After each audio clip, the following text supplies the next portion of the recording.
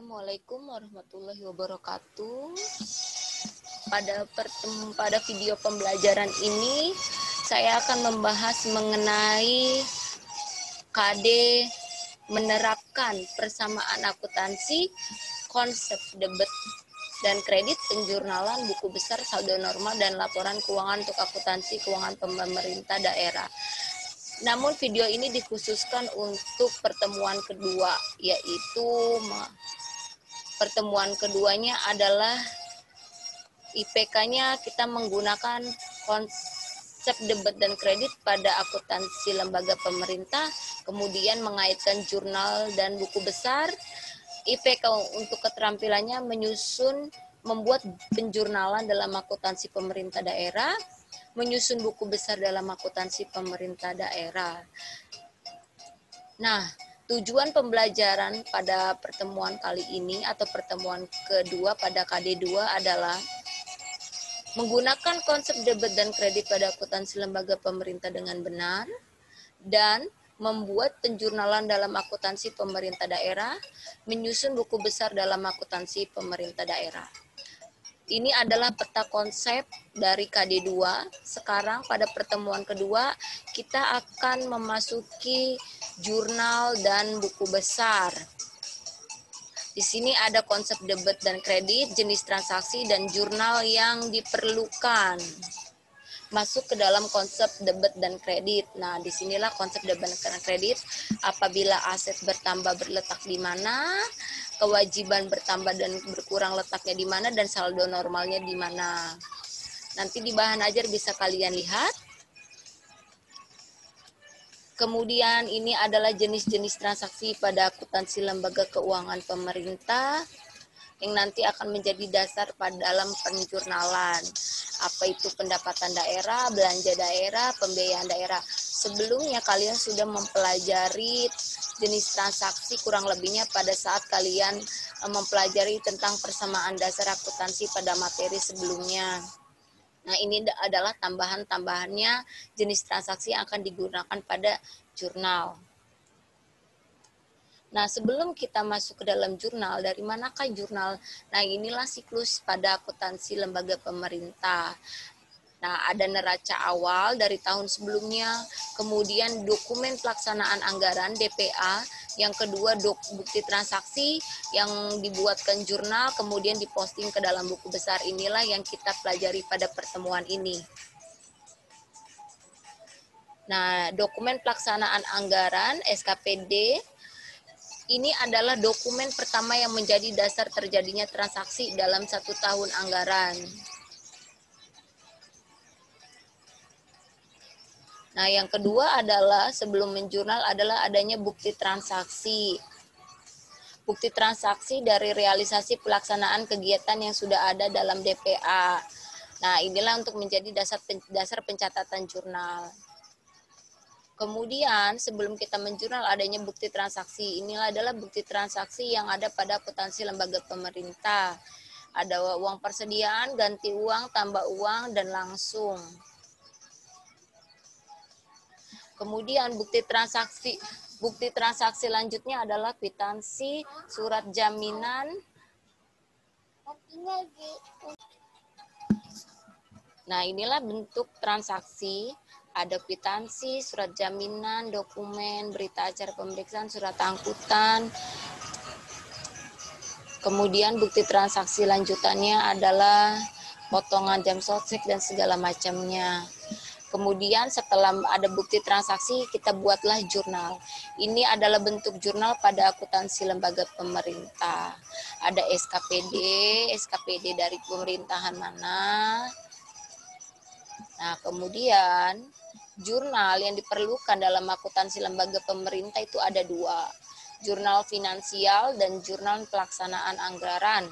Jurnal finansial yaitu pencatatan berdasarkan basis aktual pada laporan operasional dan neraca yang digunakan untuk mencatat transaksi keuangan terkait aset, kewajiban, ekuitas, pendapatan, LO, dan beban. Kemudian pada jurnal pelaksanaan anggaran yaitu pencatatan berdasarkan basis kas pada laporan realisasi anggaran sehingga selama transaksi tersebut tidak melibatkan kas dan tidak perlu melakukan catatan. Nah, dari dua bentuk jurnal ini kita kemudian masuk ke dalam contoh jurnal ya, anak-anak. Pada 12 Januari 2017, pemerintah Kota Semarang menerbitkan surat ketetapan pajak daerah SKPD berupa pajak hotel 14 juta merupakan pendapatan SKPD. Itu jurnal finansialnya piutang pajak daerah pada pendapatan pajak hotel LO sebesar Rp 14 juta rupiah. Jurnal pelaksanaan anggarannya tidak ada karena transaksi tersebut tidak menyebabkan kas pemerintah. Di sini baru menerbitkan surat keputusan, belum menerima. Tanggal 15, Bendahara Penerimaan SKPD menerima pendapatan retribusi terminal. Nah, ini sudah menerima, maka jurnal finansialnya kas Bendahara Penerimaan pada piutang retribusi terminal LO, jurnal pelaksanaan anggarannya perubahan sal pada pendapatan retribusi terminal LRA. Kemudian, yang ketiga, 20 Januari 2017, Bendahara Penerimaan menerima pendapatan retribusi parkir 2.100.000, maka jurnalnya kas Bendahara Penerimaan pada piutang retribusi terminal, jurnal pelaksanaan anggarannya perubahan sal pada pendapatan retribusi terminal.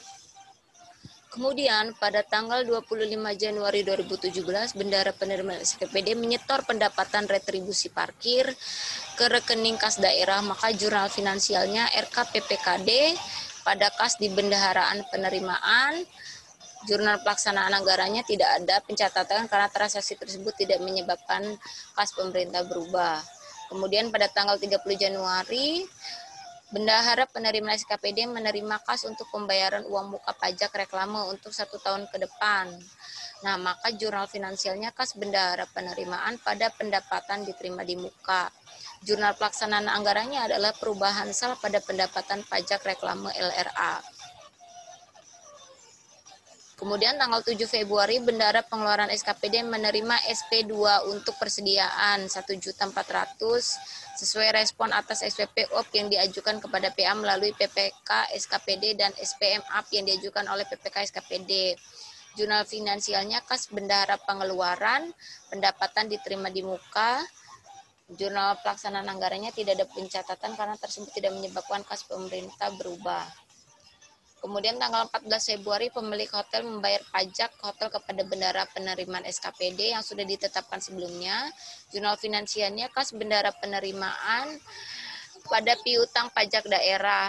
Jurnal pelaksanaan anggarannya perubahan sal pada pendapatan pajak hotel LRA. Kemudian pada tanggal 22 Februari, Bendahara Pengeluaran SKPD membayar konsumsi makan dan minum rapat dengan menggunakan uang persediaan. Jurnal finansialnya beban makanan dan minum 420 kas Bendahara Penerima Pengeluaran. Jurnal anggarannya belanja makanan dan minuman pada perubahan sal. Pada tanggal 28 Februari, Bendahara Pengeluaran SKPD membeli alat tulis kantor dengan menggunakan uang persediaan. Jurnal finansialnya beban habis pakai pada kas Bendahara Pengeluaran 2.800.000. Jurnal pelaksanaan anggarannya belanja beban habis pakai pada perubahan sal 280.000. Kemudian pada tanggal 8 Maret 2017, SP2DLS diterbitkan untuk membeli peralatan berupa komputer untuk kepentingan SKPD. Maka jurnal finansialnya komputer pada RKPPKD 5.600.000, jurnal pelaksana anggarannya belanja modal pengadaan komputer pada perubahan sal. Pada 11 Februari, Bendahara Pengeluaran SKPD mengeluarkan uang persediaan untuk membayar perjalanan dinas daerah sebesar 560.000, maka jurnalnya adalah beban perjalanan dinas pada kas Bendahara Pengeluaran. Jurnal pelaksanaan anggarannya belanja perjalanan dinas pada perubahan sal. Nah, terakhir tanggal 21 April 2017, SP2LS diterbitkan untuk membayar gaji pokok sebesar 5.600.000. Jurnal finansialnya beban gaji dan tunjangan pada RKPPKD. Jurnal pelaksanaan anggarannya belanja gaji dan tunjangan pada perubahan sal. Nah, setelah kalian membuat jurnal, kemudian kalian membuat buku besar. Nah, buku besar ini dibuat per akun. Misalnya, buku besar kas di bendahara penerimaan. Nah, kalian lihatlah dari jurnal, tanggal berapa saja kas bendahara penerimaan itu keluar. Misal, keluar pada tanggal 17 dan tanggal 18.